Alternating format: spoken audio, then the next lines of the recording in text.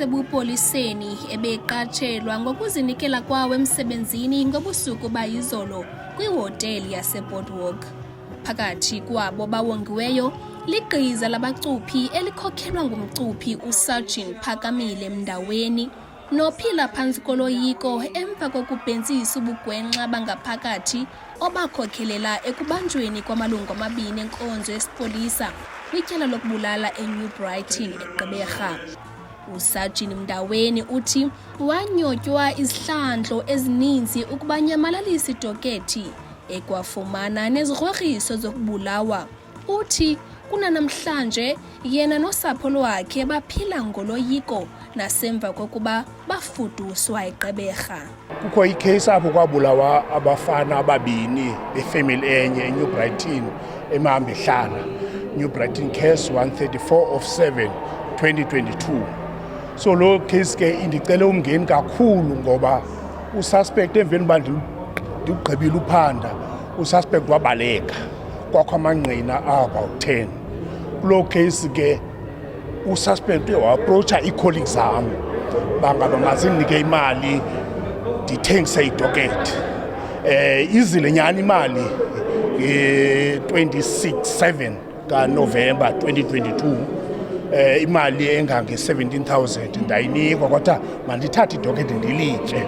Zibandixelela ke i-colleagues zami endisebenza nazo ndihamba nazo emotweni zathi bandiyabuzwa ngeli dokethi ze ndithi mna andilazi liphi. Amapolisa lawo aza nemali kum aye abanjwe. Emveni kwa ebanjwe ke ubomi bam buye basesichengeni. Ndithetha ukuthi namhlanje nje bandibaleka ndisi oko ndibalekana nawo amapolisa. Ke ilishwa leli loba inkosikazi yami ke kwanyanzeleka sibaleke eBhayi. Ya resign emsebenzini kwathi mayiresign siku 2025 ekupheleni kwayo. Inkosikazi yami ayikaphangeli.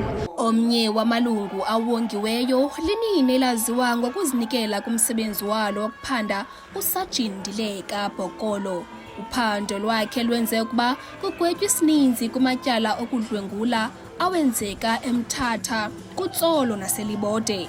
uSargent Bokolo uthi esona sifunga wasenzayo kukulwela amaxhoba angakwaziyo ukuzilwela. Okokuqala lo msebenzi ufuna umuntu ozinikelayo ngamaxesha onke. Yiyo into endiyithandayo kuye. Ndiyabathanda abantu abangakwazi uzilwela. Umthetho lo wam, I am a defender by birth. Apho khona umuntu ongakwazi uzilwela ndikhona for yena, ndandiqeqeshelwe loo nto. So ngezikills endinazo ke ndizifumene apha emapoliseni ndikwazile uba nobuchule boba ndibalwele abantu abangakwazi uzilwela. Abaphathi ababini, uWarrant Officer Sibongile Golozeleni kunye noLieutenant Colonel Zamile Siqebo nabo baye bawongwa ngenxa yendima yabo abayidlalayo ekomelezeni umsebenzi wamapolisa kwisithili sase-OR Tambo, eAlfred Nzo kwakunye naseJoe Gqabi. uGolozeleni uwongwe ngokukhokhela amaqela akhathekileyo axhasa izikhululo zasekuhlaleni kwimisebenzi ebekubomi esichengeni. Ngelixa uSigqibo efumene iimbasa ezimbini eziquka ukuba i-Good Ambassador ngobunkokheli bakhe nobuchule bakhe bokudibanisa amaqela kwiindawo ezinomngeni. Bobabini bathi inkqubela yokwenyani iza xa inkonzo yesipolisa noluntu luthembana kwaye lusebenzisana. Ziskills sikhona emapoliseni. Into efunekayo intsebenziswano between i-community namapolisa.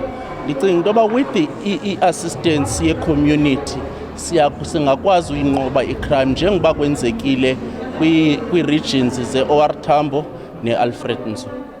I-community abahlali bancedisana namapolisa xa bebona into eyenzekayo okanye imoto abantu ababalekayo ibaleka besebenze icrime mabasinike information bangasoyiki asizuwaveza amagama wabo. Uvuyisile Koko ophuma kwi-Old Mutual nengumthathi nxaxheba kulo msitho uthi kubaluleke kakhulu ukuba bengamaqela asekuhlaleni baxhase amapolisa ekwakheni intembeko.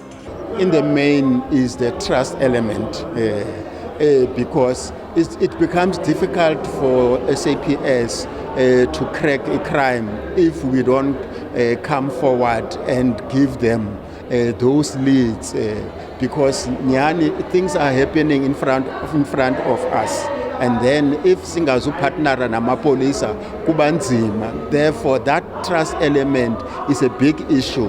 Umkomishinala wephondo bambeleyo uMajor General Thandiswa Khuphiso uthi lo msitho kuwongwa kwalamalungu ufika kanye ngeli xesha amapolisa ejongene nemibuzo enzima malunga nokuthembeka. Ukwathi ezimbasa zisisikhumbuzo kumagosa ukuba ahlale zinikele ekwenzeni okulungileyo ukukhusela uluntu. Kwindaba zeMpuma Kapa TV, Ndingusisipho Mtiki, eGqeberha.